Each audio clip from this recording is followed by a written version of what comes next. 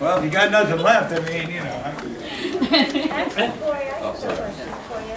Yes. I've watched No, I'm all not your sick. movies. I grew up in the Oh, 80s, too. sorry. Actually, I think we were born the same year, so I followed a lot of your stuff. And I want to know, since there's going to be, now there's a Lost Boys, is there going to be a Goonies one? Yes, Yeah. Goonies. Goonies what? Another Goonies movie. I want to see all the gang come back. You know, yes, Barbara Streisand is starring in it as the lead role, and and Leonardo DiCaprio is now going to play Mouse. The documentary that guy made, which he went to all the Goonies sites across where you guys filmed, and he did a documentary. He was road tripping with his friends. He went to like the house. Wasn't I in it? I don't know. No, I know there's one out there. It's on that YouTube. That You these can kids check it out. made that It's I really did do good. an interview for Very somebody who did that. No, look, we would all love to see a Goonies sequel made, but see, what we did with Lost Boys was we kind of backed into the right recipe, you know, really. Like, we did the original film, everybody loved it, we all wanted to make a sequel, 20 years passed, it never got made. Warner Brothers, for whatever reason, got itchy and said, hey, gee, wouldn't it be great to continue that franchise and let's make a sequel? And they did, and it wasn't very good. And then we all had to kind of backpedal and make a really good one to make everybody happy again and love us. I don't think we would make that mistake with Goonies. With Goonies, we all already know what kind of sequel it would need to be. It holds a very, very, very special place in the hearts and minds of people all over the world. I mean, Lost Boys, you know, you have a little bit more leverage, like as far as like slip room. You know what I mean? There's a little bit more of a gray area because it's an adult film, because it's, you know, it's a vampire, it's horror, it's, you know, sex and comedy and all that kind of stuff. With the Goonies, it is literally, honestly, in Warner Brothers' estimation, the greatest film in their entire family catalog. So, you know, a movie like that that's so special to so many people, you can't just make a straight-to-DVD sequel. It's not going to work. Even in this day and age where DVD promotion is almost as strong as theatrical promotion, it's not going to hold up. It's got to be done for, you know, at least $50 million. I put it up there with Raiders. Yeah, thanks. First, I mean, I do. But that's what I'm saying. I mean, you can't go and make some crappy or even maybe mediocre mid-level sequel. It's got to be better than the first. And that means it's got to be Spielberg, it's got to be Donner, it's got to be the entire original cast, or it's a no-go. And by the way, everybody that I just mentioned would love to see that happen. But it's really the folks at Warner Brothers who are holding on to that original with their They're good at that. You know, they don't want to make it. What do you think needs to be in a Goonies sequel? Besides bringing back the original cast from a story perspective, what do you think? How would you envision that being? You know, we've gone through many different ideas. There's been scripts written. There's been a lot of different, you know, versions of what it could be. At the end of the day, what would I see as being a sequel? I would see it being, obviously, you know, we're not kids anymore, so it would have to be all the kids who are now grown-ups together, and I would imagine them having their own kids, and their own kids are a bit mischievous, and they go off and have their own adventure, and somehow we get sucked into it and really pissed off about that. That would be, you know, what I would think would make the most sense. But that said, it's still probably never going to happen. And then, you've been in the business. As long as I've been alive, it seems like. But how has movie marketing changed in promoting films with like the internet and advent like social networking? Well, how has that affected how you do your job? I'll put it to you this way: when we announced this new event that we're throwing, you know, with the help of Live Nation and Warner Brothers, my friends over at Live Nation said, "Where's your Twitter account? Where's your Twitter? You've got to be on Twitter if you want to promote this thing." By course of nature, I now have a Twitter account, so you can all follow me at Corey Feldman. Or wait, it's Corey_Feldman. Corey underscore. I'm still getting it down. Spell out underscore. Yes. UNDER. But anyway, yeah, at but yeah, no, it is obviously it's interwoven in how we market these things. I mean, look around you. You know, obviously it's all about multimedia. And creating a social networking, live, interactive experience so people can feel more connected. I mean, in the 80s, when we did movies. And if you just look at the celebrities of that time, the imagery of what was happening in the celebrity world, it was all about smoke and mirrors. It was all about, we wanted stars that were unattainable, that were unreachable. That's why Michael Jackson was the biggest thing on earth. And nowadays, it's about who's the most real, who's the most down to earth, who's in your face, who's there, who you can touch, feel, taste. Well, not taste, but maybe. But anyway, that's the point. The point is that it has evolved and it has changed quite a bit, and I think that's why what we're doing here now is so important, because it's about keeping that thread, that connection, which is why you'll find I write a blog, I have a Facebook, I have a MySpace, I have a Twitter, and all of those things, because I like to reach as many people as I can. Do you think it's harder or easier now? To do what?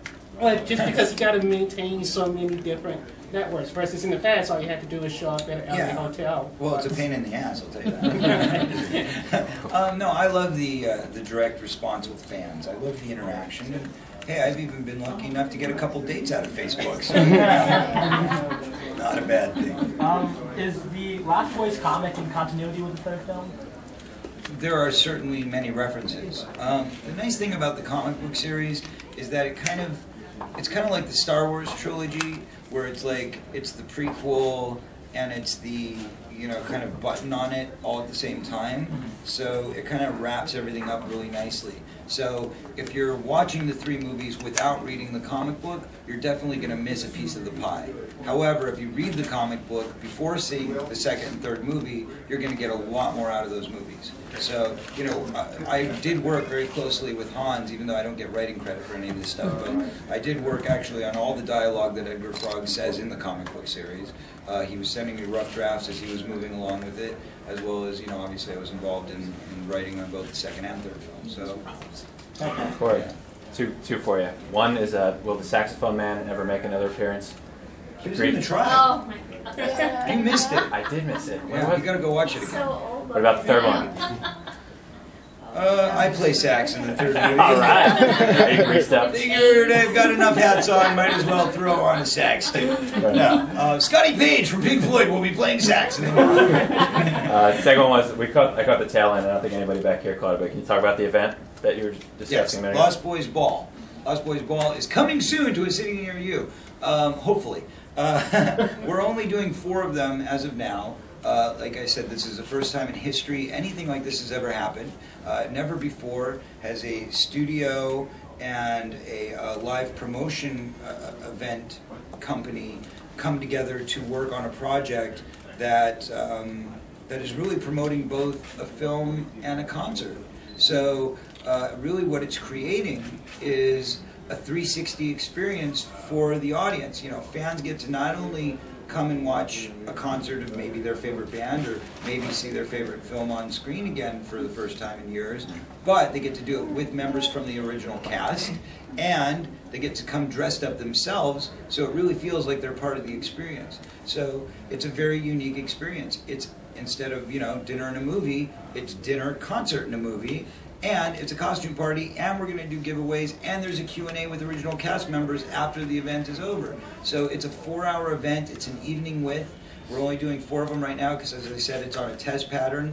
And, just like the sequels to Lost Boys, it's all supply and demand. If we sell out every one of those shows, I guarantee you we're going to want to bring them to the rest of the country and the rest of the world, because I want to take this internationally. My idea is to basically spend the next 6 months touring this event all over the world, and then after that's done, get right back in, record a new album, simultaneously make another sequel to Lost Boys, and then do it all over again in a much more meaningful and productive way next time around. So I can see this going on for years and years and years. You guys aren't getting rid of it.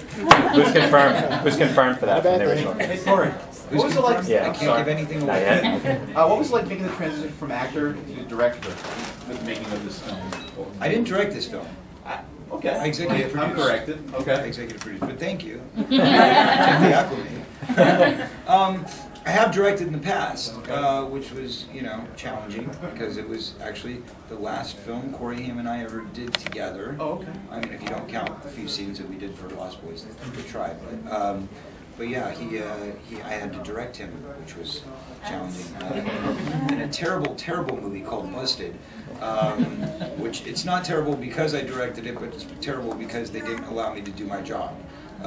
So it was really, you know, kind of taken out of my hands, and you know, just dealing with bad B-movie production companies that have no idea what they're doing, and would rather have TNA than any kind of creative insight. Can't lose with the TNA. Never. Corey? In the new film, you actually work with wires, like it's like wire fu, and you have CGI effects. How important is the evolution of filmmaking and the evolution of the vampire? Well, if you're asking a question which pertains to the importance of imagery and visual effects in a vampire film, I think it's immensely important because, you know, look, we're not doing Dracula anymore. You know, this isn't Christopher Lee coming and finding a wooden coffin and opening it up and having some dust fly out, and we all know there's a vampire in there. You know, these days, you know, people need to see their vampires graphically dissolve and, you know, turn into dust and particles flying all over the room. And Actually, it seems like sparklies. Enough. hey, not this one. Don't say the T word. Exactly. Twinkle, twinkle, little star. But you know, we got vampires flying out of planes in this movie. You know, I think we've come quite a long way from the original Lost Boys, where they just jumped underneath a train track and fell into clouds, and we all assumed that they were flying. Now we really get to see them fly. So we're bringing that to life. And that's the evolution. And I think that it is a necessary evolution because, let's face it, in this day and age, in the computer age, kids are jaded. And if you see something that's lackluster or less spectacular than the movie that you just saw 5 minutes ago, you're going to turn it off. So you've got to compete. You've got to stay, you know, keep up with the Joneses, as it were. Corey, I'm Sully with AOL Hobbyit. I had a question. I read that Corey Haim wasn't set to be part of this film, but with you serving as executive producer, was it sort of a tribute to him and sort of carrying on Lost Boys' legacy without him? No, as a matter of fact, he wasn't set to be a part of this film because he screwed up on the second one. We had a hard time getting that production day shot, which was very eloquently documented on the two Coreys. And that caused a huge personal problem between us, which caused us to not speak for a year. And the problem was because he was having emotional problems, and me being somebody who is a recovered addict and spent a lot of time dealing with addiction in my past, I knew that the only way to get through to him was through what we call tough love. And that was by kind of just turning my back and saying, look, until you get yourself together, I can't be there for you as a friend anymore, and I certainly can't monopolize off of your failures by continuing on with a TV show that's a farce. Because until I know that you're grounded and secured, I don't want you making money. I don't want you being successful because it's only going to feed your addiction. So that was why we fell apart. When it came time to make the third film, him and I were still not talking, and he had certainly not done any repair work with the studio, and they were very resistant to take that kind of gamble again, as I'm sure you can understand. It's business is business. However, we did make up right before production started, and the script that you see turned into this film was all written and shot in sequence exactly how it was meant to be. And the message that I'm trying to convey is you will find scenes that are very uncomfortable and eerie in this film, which not only convey Corey Haim's character and his presence in the film, but also emulate the idea that he was gone when we shot the film. When in fact that was a storyline, that was a plot point. He wasn't gone, and not only was he still alive, but him and I spoke the night before I actually shot a scene at the cemetery visiting his gravesite. I was in Africa, I was in my bathtub taking a bath, and I was on the phone with Corey Haim.